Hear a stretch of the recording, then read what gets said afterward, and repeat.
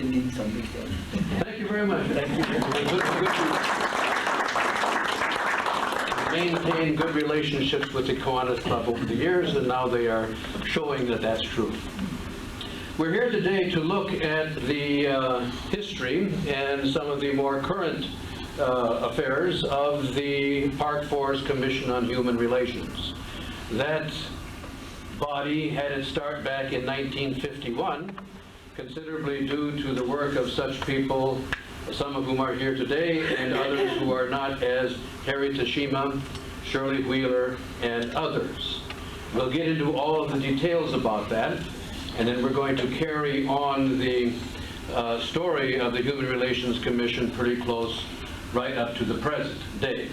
The headlines of recent days will remind us of some things that need to be talked about. The person who may have been most directly involved with all of this in the 1950s was Robert Dinerstein. Most of you know Bob Dinerstein, former village president. He was directly involved with the Human Relations Commission, did a lot of other things around town in the early years with the school board and otherwise. He couldn't be with us today. He lives in 3 or 4 different places around the country. So we had the foresight and the opportunity to tape a conversation with Bob Dinerstein a few days ago. And that's what we're going to start with today. You'll see Bob Dinerstein talking to a person you'll probably recognize, and he will be telling the story of the early years in the 1950s in town here. The concern of a number of village residents with housing opportunities and race relations generally. And then he'll get to the first black family moving into town in 1959, Charles Wilson and family over Wilshire Street. And then he'll kind of conclude with, he'll be up in the early 1960s. There are present and former members of the Human Relations Commission with us today, and we will be very honored to hear from Ronald Bean as well, former village president and very much involved in these kinds of things. We'll talk more about him and them later after the tape. You ready, Jane?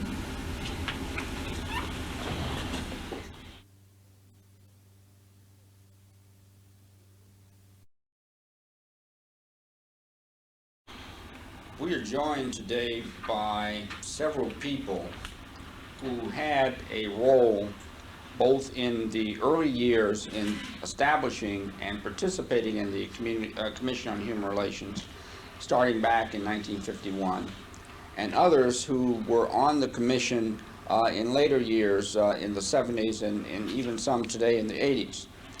And I think that, and I would hope that today's discussion would focus and would break into 2, I think, distinct areas, because I think that there are 2 areas or 2 ways in which this activity can be perceived. One is the period from 51 through maybe 69, when there was the concern with new move-ins. What would the reaction be?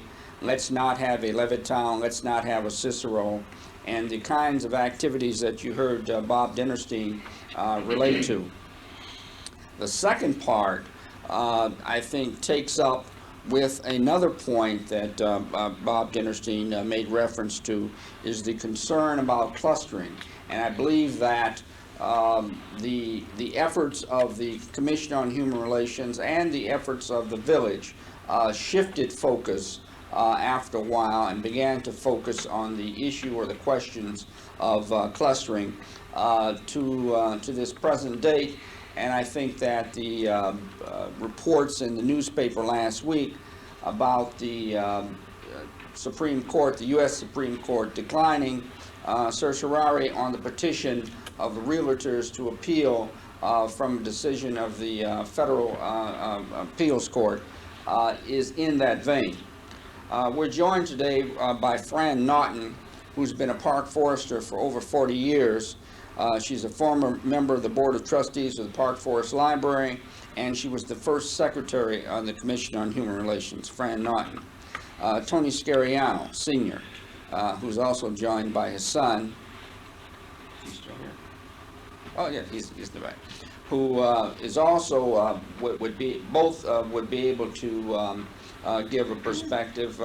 Tony Scariano Sr., the forefront in legal affairs and political affairs in the area for over 40 years, practicing attorney, a member of the Illinois General Assembly, the architect of the Open Meetings Act, which would have prevented some of the things that Bob Dinerstein made reference to. I made note of that when I heard him say that, Tony. Currently a judge of the state appellate court. His son, practicing attorney in the area, was a student at Rich East during some of this time, and can possibly give some views from his perspective. Myrtle Martin, a longtime member and resident of the Village of Park Forest, former member of the Commission of Human Relations, is chairman from 78 to 80. Jerry Knight is one-time personnel administrator for the Chicago Housing Authority, headed the embryonic Park Forest College for 5 years, an early effort of the village to have a major college located here. Was member of the school board 163 for 5 years, 7 years with the low-income housing agency, now heads his own environmental engineering development company. And Barbara Moore, currently the director of community relations with the Village of Park Forest, an early member of the Commission on Human Relations, and very active in events in the village. I'd like to, just before we begin discussion and questions, to read from a July 27, 1959 instruction to village employees for answering questions with respect to local residents of members of the Negro race.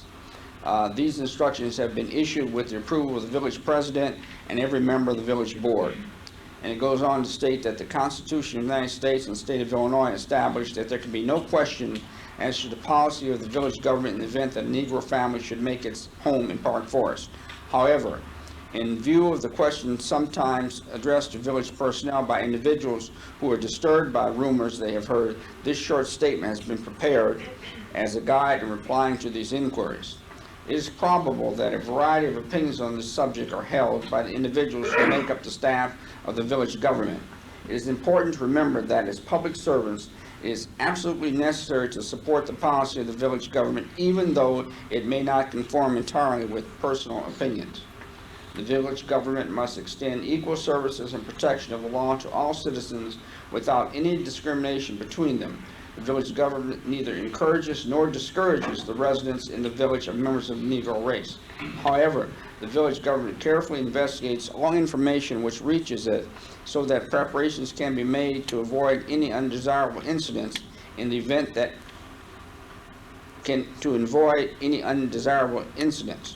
In the event that a Negro family should make its home in Park Forest, the village government will assure that family the same protection of the law that is afforded to any other resident or property owner in the village. And this is dated July 27, 1959, and I see the hand of Henry Deach in drafting this.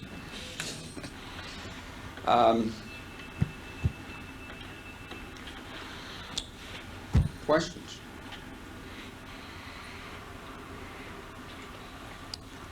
Observations, Fran.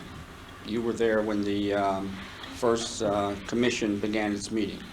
Well, I just want to tell you that my husband Tom and I moved here in August of 1951, and after we had signed the papers and received our contract, we discovered that there was a restrictive covenant in the papers, and we were very upset and complained to the village and to the community builders. We were told that that restrictive covenant was illegal and would not be enforced. But because they knew of our concern, when the first Park Forest Human Relations Commission was organized, I was asked to be a member. I don't recall much except for two things. One, I was appointed as secretary. So we must have had some meetings, but they were, you know, let's get together and get acquainted, and we didn't really know what our role would be, so it was completely friendly and neutral. And then after the Cicero, because of the riots in Cicero, some organization persuaded the University of Chicago to develop a 2-week workshop for policemen to educate them in the area of race relations. Well, the Park Forest Police Department could not afford to send a policeman. They didn't have enough of them to let someone go for 2 weeks. So they asked me if I would go. So that was another role that I had at the Park Forest Commission. Then I got, and at the time that I attended the workshop at the University of Chicago, my husband was transferred to England. So my position on the Human Relations Commission was reduced to a very unimportant aspect of my life. And I had to prepare to rent the house and take my children and join my husband in London. However, I did have the minutes of the meetings, and I took them with me to London, always thinking I was going to write them. And I even took them to the hospital. Queen Charlotte at that time kept a pregnant woman after birth for 2 weeks. So I brought them to the hospital, and I heard that they wanted them, but I never did finish them. And I have never again accepted a job. But in a visit later, in 1954, I heard that this became an issue in a subsequent election, that the Human Relations Commission had met in secret and destroyed the minutes. So that I don't know what the politicians did with them, and by that time it seemed amusing. But that's the story of the first Human Relations Commission. Yes, sir. My name is Fred Peterman. In those days, I was the sales manager of Park Forest Homes. And to give you a little bit of a insight in what was going on in those days, it was typical in selling homes, especially new homes in the marketplace, places like Glenwood, other parts of the south suburbs, that when a black family showed up in a subdivision, they either closed the doors and disappeared, or they flat out, like be telling any tales Burnside in those days, said, "You're not welcome here, please leave." Park Forest, the developers had a role in this, and based on watching the film, I discovered that there's a whole piece missing from what actually happened. In probably October of 1959, Professor Wilson came into our office in the new home division and asked to purchase a home. And the development firm, which had just changed hands, it had gone from ACB to Park Forest Homes as a corporation, had a policy. Our policy was anybody that walks in this door that wants to buy a home and can afford it buys a home. And I was the person on duty at that particular moment, so we sat down with Professor Wilson and sold it. Very uneventful kind of a thing. The only people that hardly knew it were, I had a southern receptionist who was actually pretty outraged at the moment, but we went into a meeting then with the corporation. The corporation made a decision that maybe it would not be a good idea that this person buy a new home based on all the problems that happened, because if you make it very difficult thing from a business standpoint to deal with a buyer of a new home and then sell the homes around. So they made the decision to talk to Professor Wilson, which they did do. And apparently, I was not part of the presence of that. Part of what then happened was it was decided that he would move into a home in the existing part of Park Forest, and they would make a decision to go out and find a house that he could buy, where the person accepted that. And they said in the film, interesting enough, that it was just maybe luck that the decision to move into the new home was Christmas Eve. That wasn't luck, that was a calculated decision. Additionally, within the group, at that time Park Forest owned the real estate firm that sold the homes and the real estate firm that sold resales in the community. And the only other firms that Bob Scarianos would remember, that there were firms that were formed from real estate people that had broken off from the Park Forest company. And so there was a gathering of all of us, and there was a calculated decision at that time. There was no law, there was no rule, there was no attempt to do anything other than say, we're all going to live with this, and we're, as a group, it is up to you, individually as salespeople, to see that there are no combinations of black families that move into given blocks. That was obviously the threat of the block busting kind of thing that went on in the city of Chicago in those days. So long before anything else had been decided, the group of Park Forest real estate people had gotten together, and all the brokers and all the salespeople had decided that they were going to do it. I just thought that was an interesting piece of the history that seems to have been left out of all this.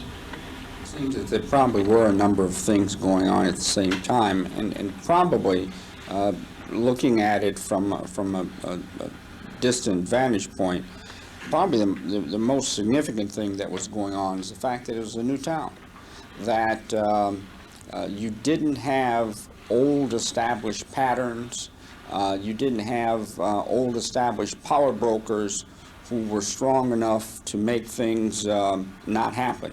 So you had a lot of people moving into vacuums, doing things that they perceived to be correct for a number of different reasons. There was an additional thing that happened. I should also mention, I was also a very strong member of the National Association of the Home Builders, particularly the Chicago group, and consequently in the national group. And I would frequently travel to the various annual seminars of the Home Builders Association, and I was always grabbed, for probably 3 or 4 years, always grabbed, not as a part of any program, but by a group of people who would get me into a room and ask, how did we do this? How did our town do this? How did we get away with it? It's hard to even remember how difficult a thing that was at that particular time frame in the country. Yes, Alex. I remember the Wilsons, they were very definite about the fact they didn't set out to be pioneers. They just wanted a pleasant place to live, and Park Forest was cool to them. I just wondered if anybody knows what happened to them. The only thing that I can say there is that he left DePaul University, where he taught when he was living in Park Forest, about the time he left Park Forest, and went elsewhere in the country. And as far as I've been able to determine, he retired from a economics professorship at UCLA 2 years ago. I lost him since then. I can't find him. He's retired somewhere, and I have a rumor that he's in Michigan, but I don't know. That is true, that he was just here to buy a home. It's just a year or two.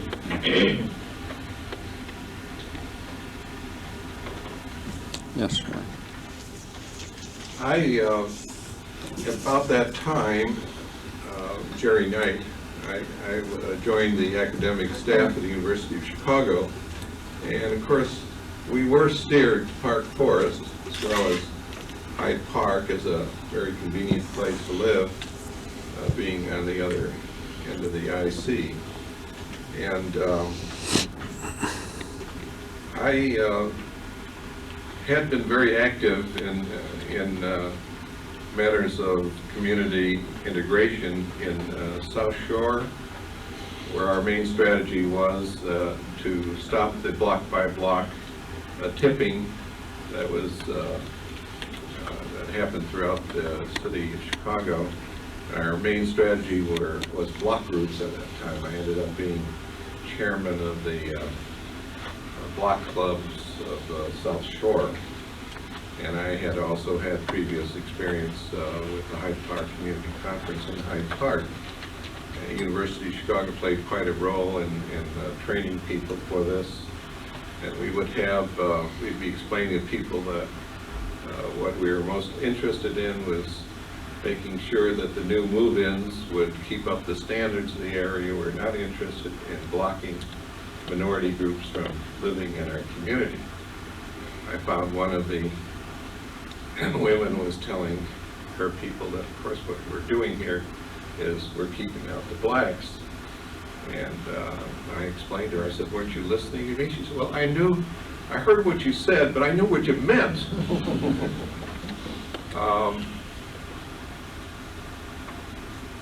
So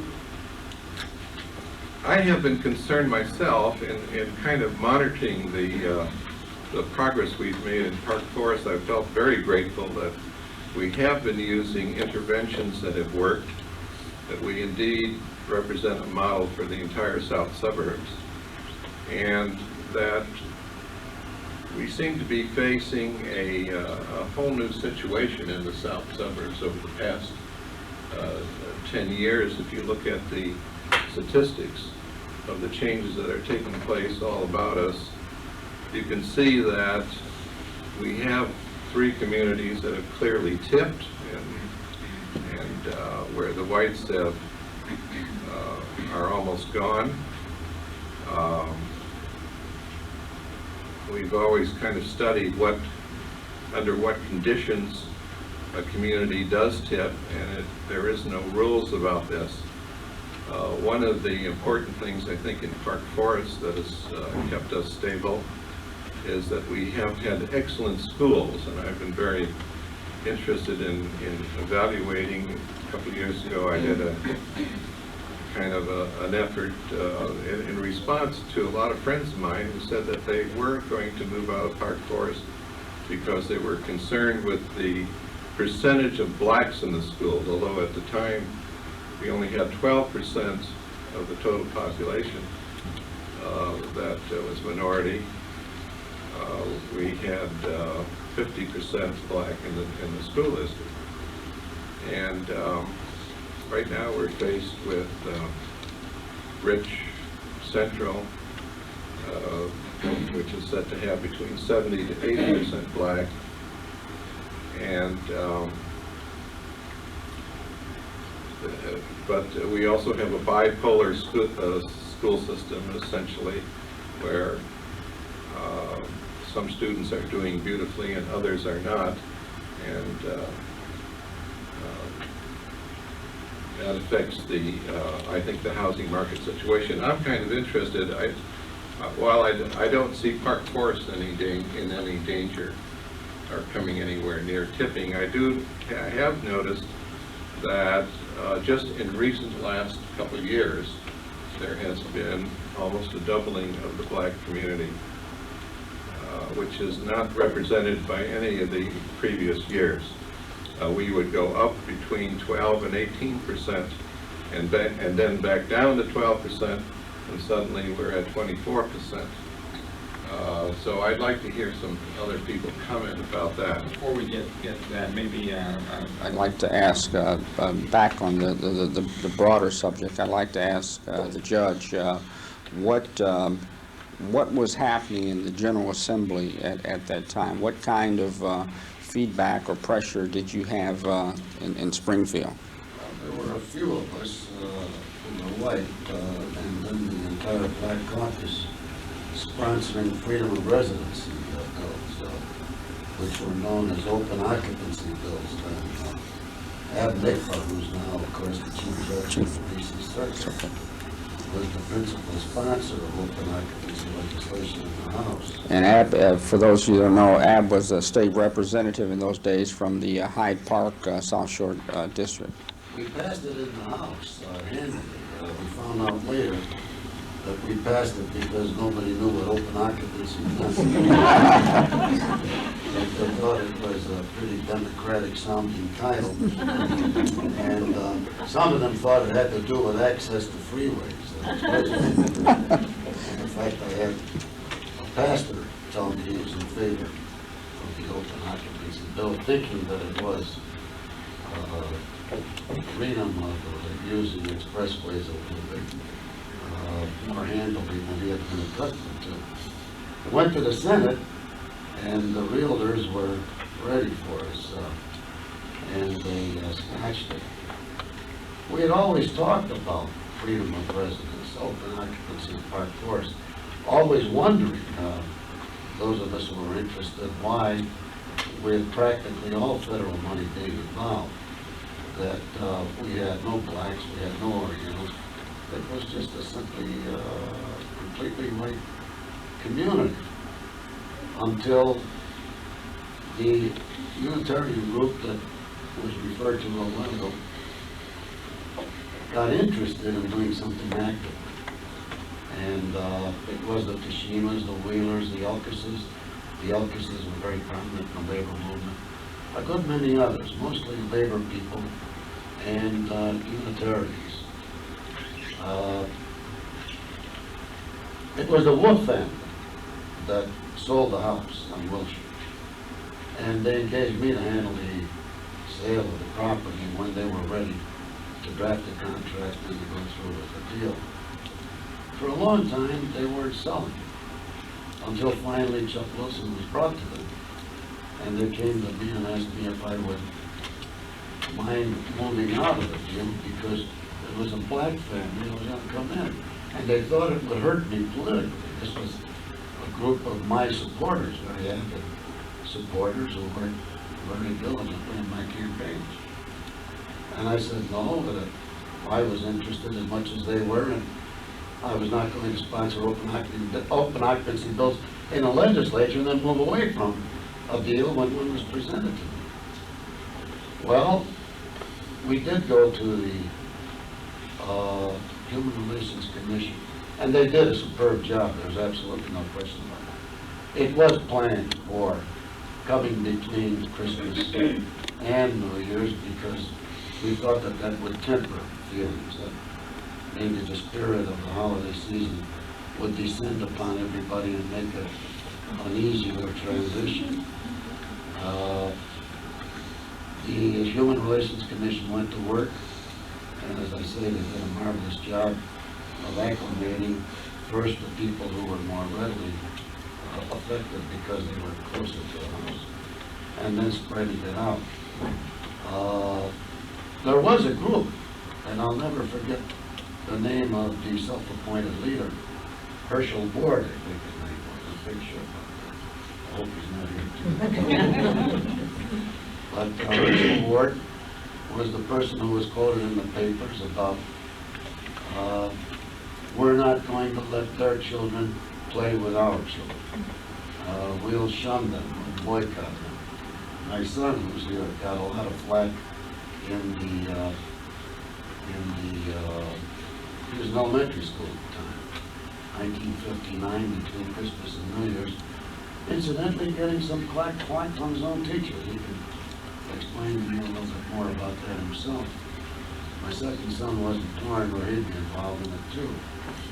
But we did meet, and I had a lot of confrontations. It was made a campaign issue because we were getting ready for the 1960 campaign. And Mary Inger, who was prominent with the Unitarian group, although she lived in Homewood, was interested. She was my running mate. And our political opponents went after us hammer and tong.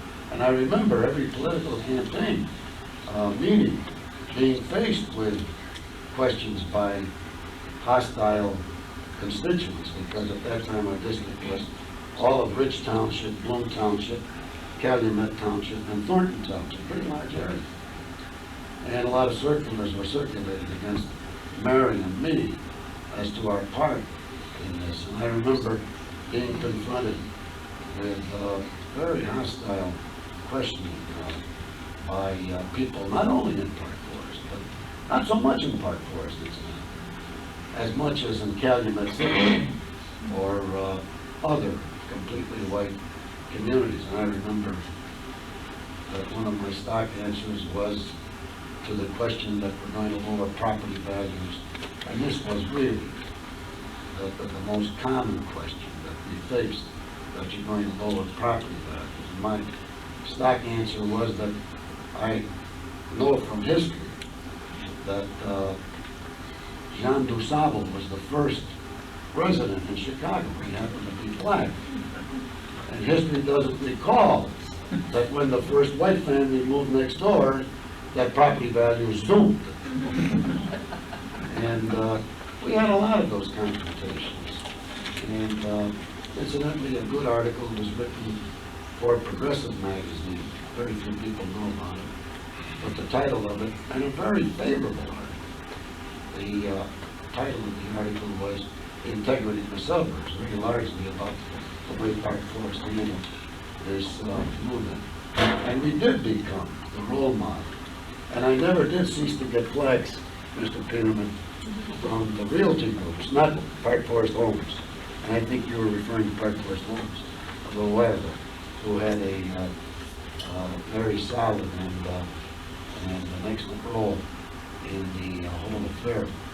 But the other realty groups, they took out full-page ads against me in one of the throwaways, the penny saver, about open occupancy and what people like Scariano were doing to the South Suburban community.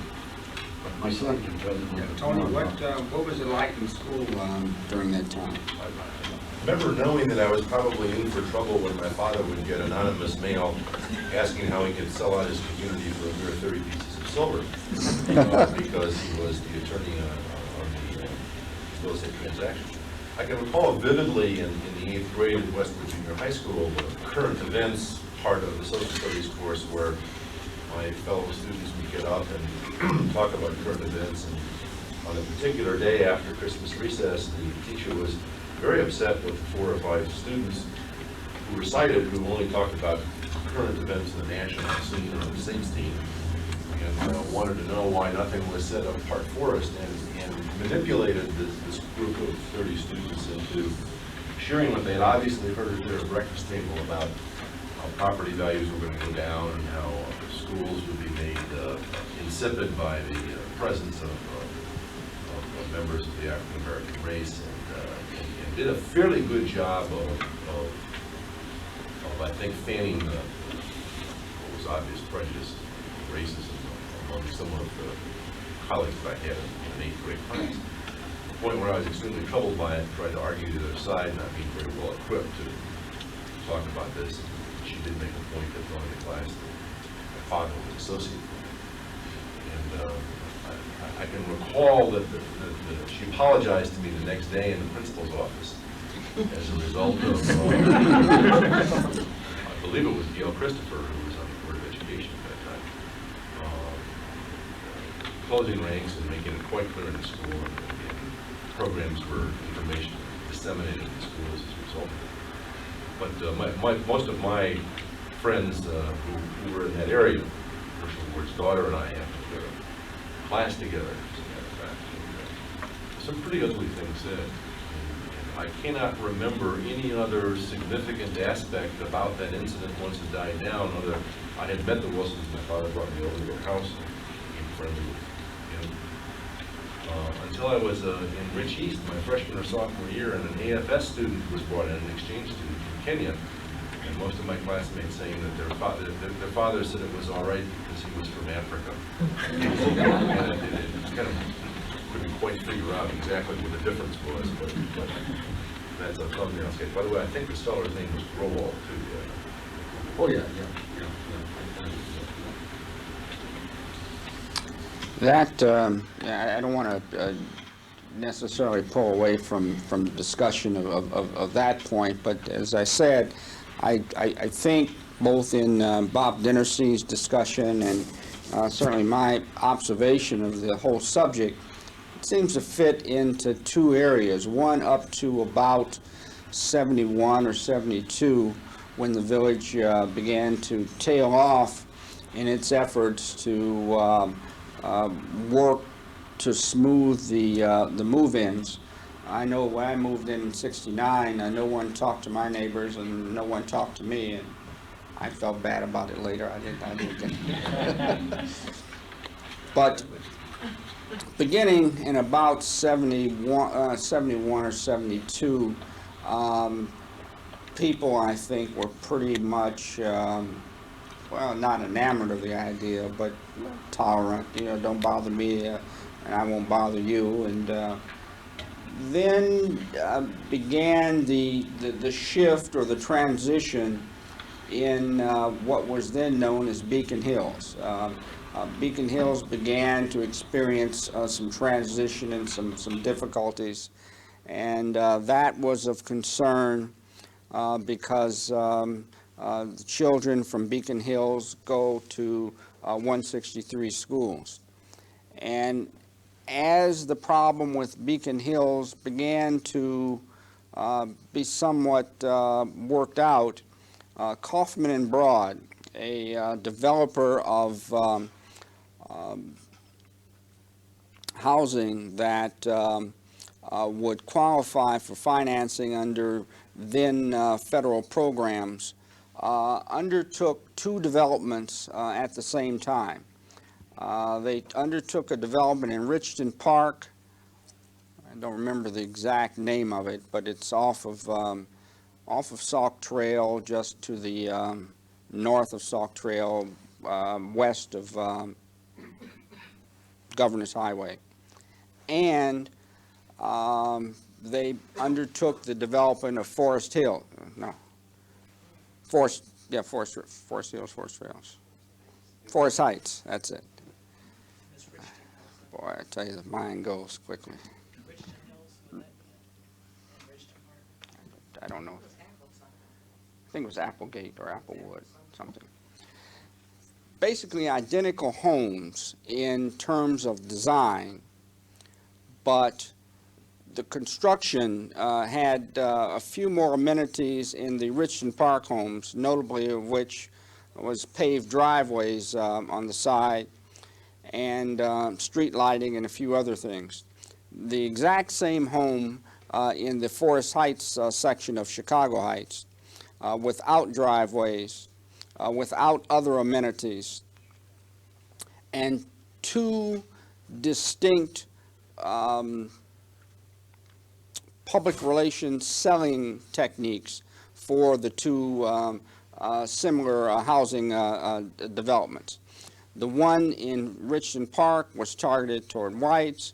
The one in Chicago Heights, primary advertising in the South edition of the Sun-Times and the Chicago Defender, even to the point where, based on a then existing federal program where a person could buy a home for $200 down, there were salespeople who were going into communities putting up the $200 because that would then generate the sale of $20-some-odd thousand in a new home.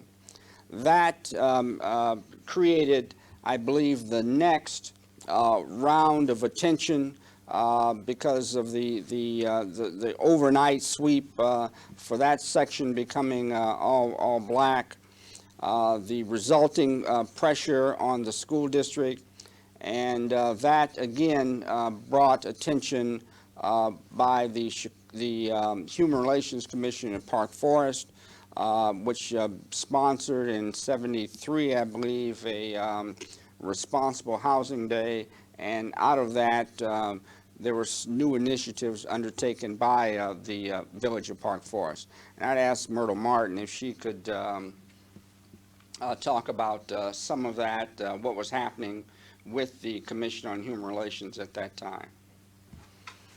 Get a two-bedroom co-op for the same price, and I had read about co-ops in school social work, and I thought that would be great. So I went over to the co-op office, and I think it was Mr. Jacobson, and he said, "Welcome, you're number 20." I really didn't know what that meant, but I didn't write home about it. And then I did. I moved in, and then the chief of police came over a day or so later and asked me if everything was all right, and then I thought, I think so, you know. And so he told me that he wanted me to get a telephone and he wanted to be unlisted, which I didn't like that idea, and that a plainclothesman would be guarding my house.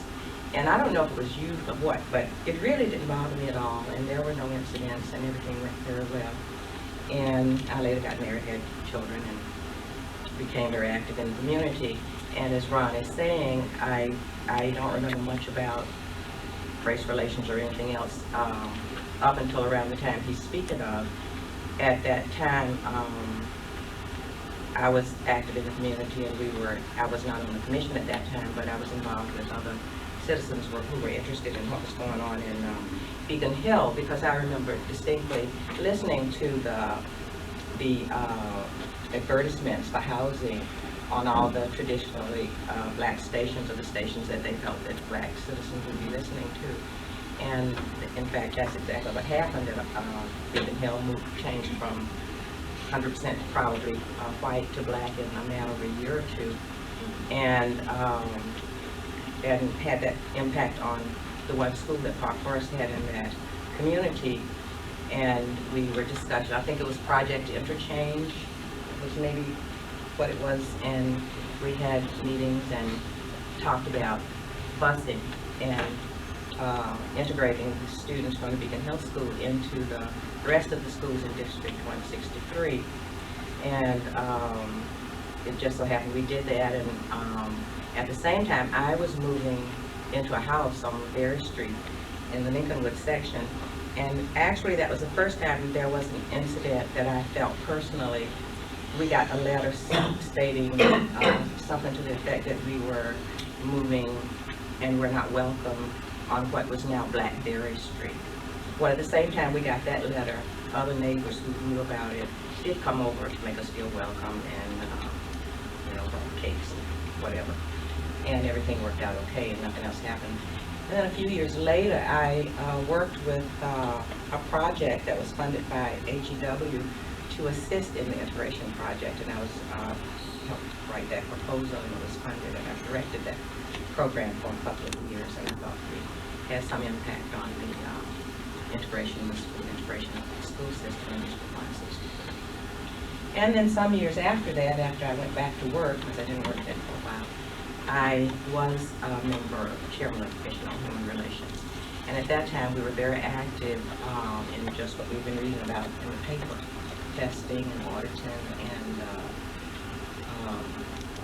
trying to push affirmative marketing. And there was a good bit of discussion on that. Everybody, all black people certainly were not in favor of that. And I think there was a great deal of suspicion and lack of trust, thinking that this may in fact have met quotas. And so we had a lot of discussion about that. One of the results of the meeting on housing practices in '73 was that the village hired, or had recently hired, an assistant to the village manager for human relations. And that person, Don DeMarco, would go on and from the various concerns that were raised, there was a letter and a meeting, I believe, in '73 or '74 with then village president Ralph Johnson, I think referring to the incident that Myrtle Martin is talking about. Various residents were observed that realtors in a certain section of West Lincolnwood, to their observation, were only showing homes on a particular block to blacks. And the fear began that realtors were steering, that because Park Forest had achieved the reputation of being an open community, that Park Forest would be the community that all blacks were steered to because it was open and tolerant, and other communities would not be receiving the same kind of attention or traffic. And while the village at the time was very careful in all of its deliberations, both in policy and in fact, not to discourage or not to adopt policies or practices that discourage. What they did not want, what we did not want, was the block-by-block resegregation that had occurred in Chicago. And out of that discussion began the early efforts, again, that Myrtle refers to testing, to see exactly what realtors were doing in the market. And out of that came the first round of lawsuits that was filed in 1974 against realtors who had been shown by testing to be guilty of steering. Those lawsuits and the accords that were adopted called for the realtors to do something called affirmative marketing, that is to help the traffic that they had coming into their offices understand all of their options, what housing was available through the multiple listing service throughout the area.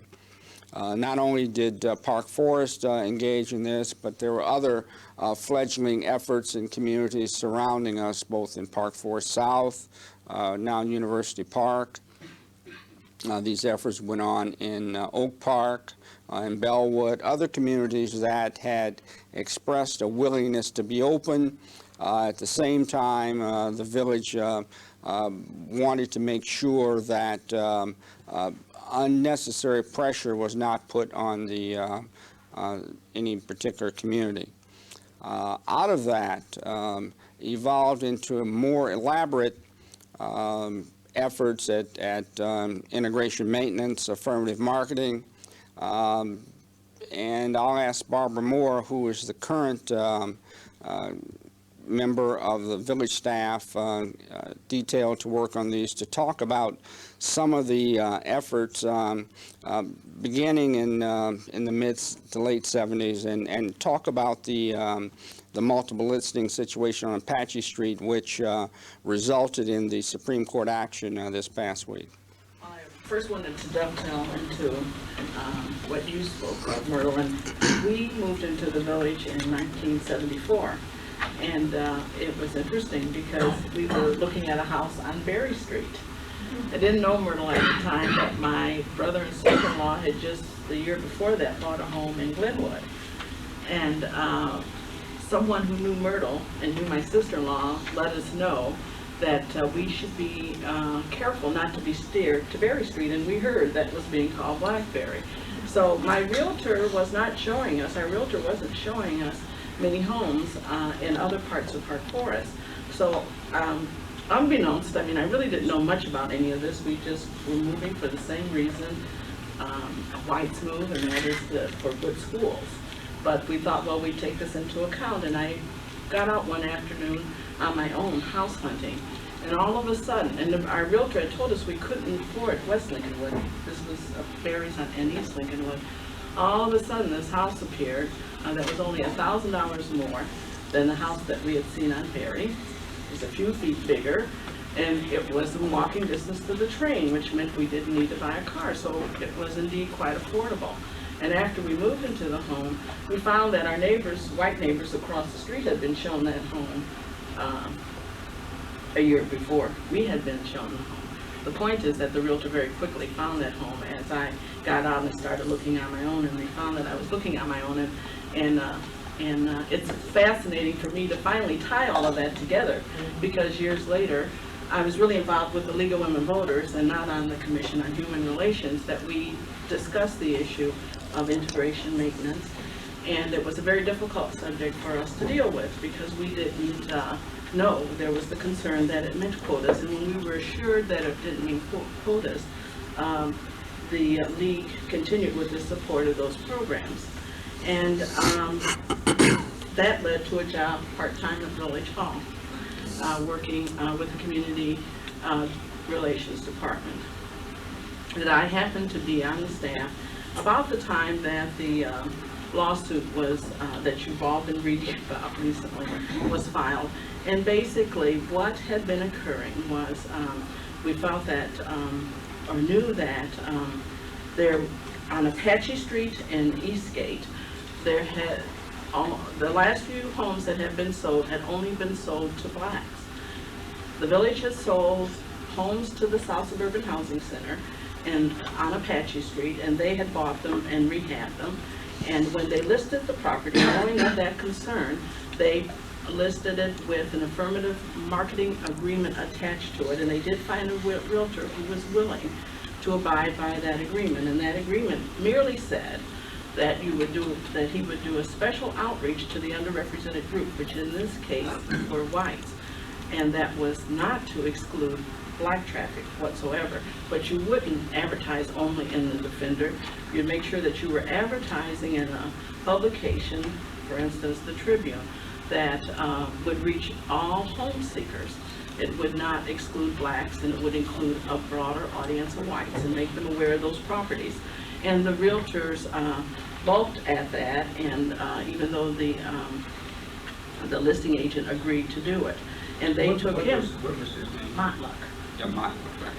And they took him, I believe, before their Board of Ethics. The realtors took their, and then the South Suburban Housing Center appealed to the Illinois Association of Realtors, and the Illinois Association of Realtors saw nothing wrong with the affirmative marketing agreement.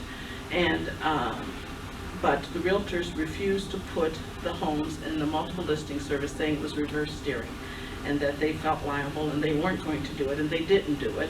And so the Housing Center sued the Board of Realtors, and now, 9 years later,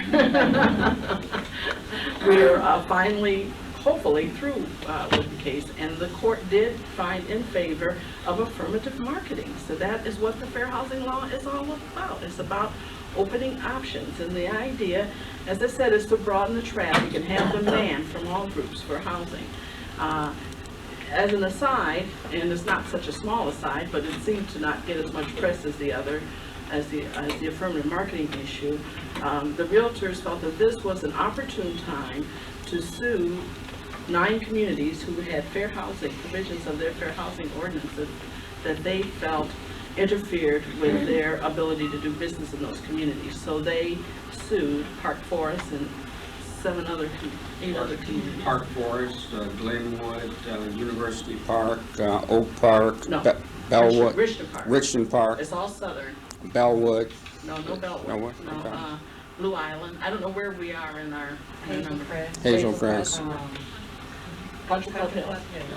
These communities all had provisions, Calumet Park, all had provisions in their ordinances that either prohibited the use of for sale signs or regulated them, or had a provision that residents could go to the village hall and leave notice that they chose not to be solicited by realtors, and that realtors would have to check to see which homes in the community prohibited the door-to-door solicitation or mail solicitation. But there are a number of provisions of these ordinances that were challenged in this combined suit.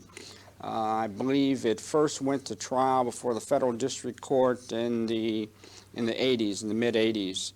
And Judge Leinenweber, who is noted today for being the husband of Lynn Martin, who's the Secretary of Labor, did give a favorable ruling at the federal district court level. It was appealed to the U.S. Court of Appeals, again affirmed, and on a petition before the Supreme Court, certiorari or appeal to the Supreme Court was denied, which in effect has the effect of upholding the appellate court decision. I believe their next step will then be a petition for rehearing at the appellate level, if I remember my procedure. I think they've got one more shot at it, if I remember my procedure correctly. Is that the next step? Petition for rehearing in the Supreme Court. At the Supreme Court? Yeah, which has a very high mortality rate. I also understand that they are want to see the federal fair housing law amended. In what manner, I don't know.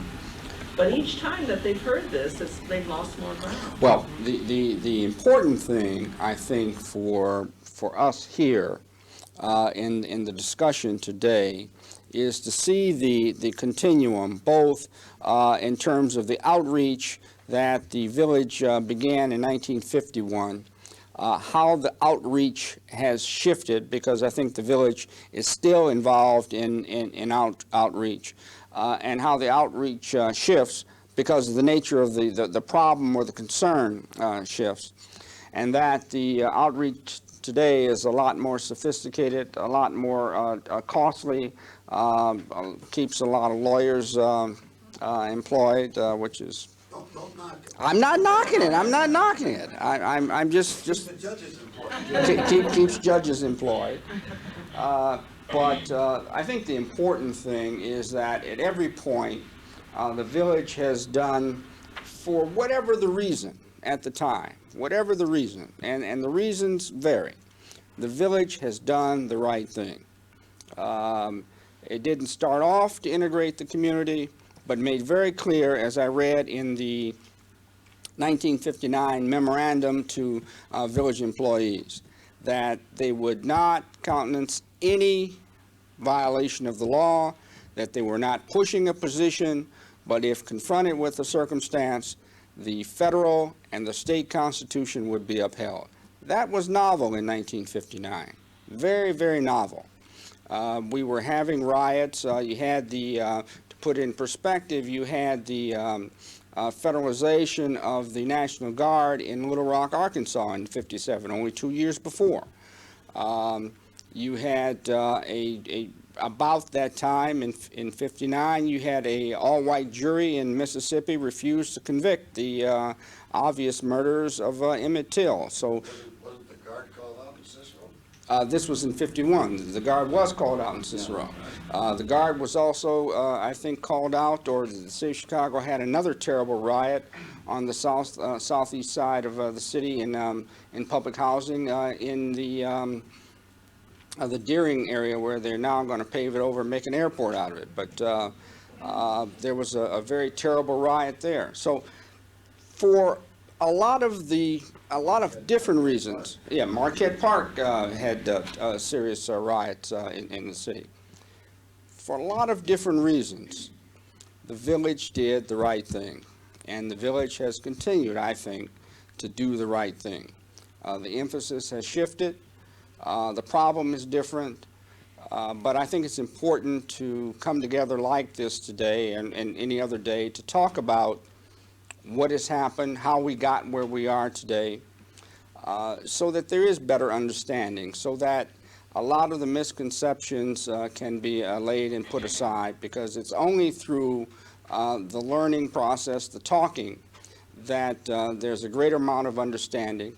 And by making a public record such as that is being made today, you'll put it down in tape, and maybe your grandkids will sit and listen to this someday and have an understanding and appreciation of the role that you played, and your sons as they set up their medical practice in the area will understand. He called me today because he had read the paper and he didn't fully understand what it was all about.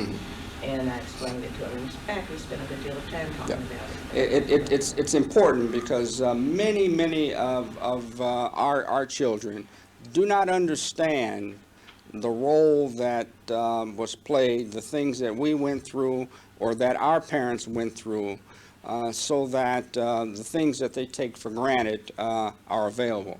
So again, I think that programs like this are very, very helpful.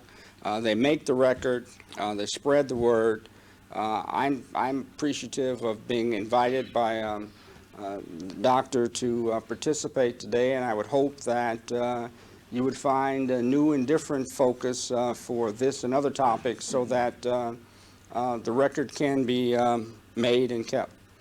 And with that, I would adjourn this at 4:15. We have to be out at 4:30, but in leaving, there's an opportunity to have a few cookies and a drink, and to ask a question or two, and to renew a few acquaintances that may have slipped over the years. Again, thank you for all coming out, and thank you, Doctor, for asking me to participate. Yeah, thank you very much, Ron, and I invite all of you to stay for the short time still available to us. There's a bit of light refreshments here for you. Have a bit of conversation, and to continue to keep in sharp focus the very things we've all been thinking and talking about this afternoon. There's also opportunity for any of you who have yet not been able to join the Historical Society to pick up one of the forms on the table and do just that. Thank you all for coming.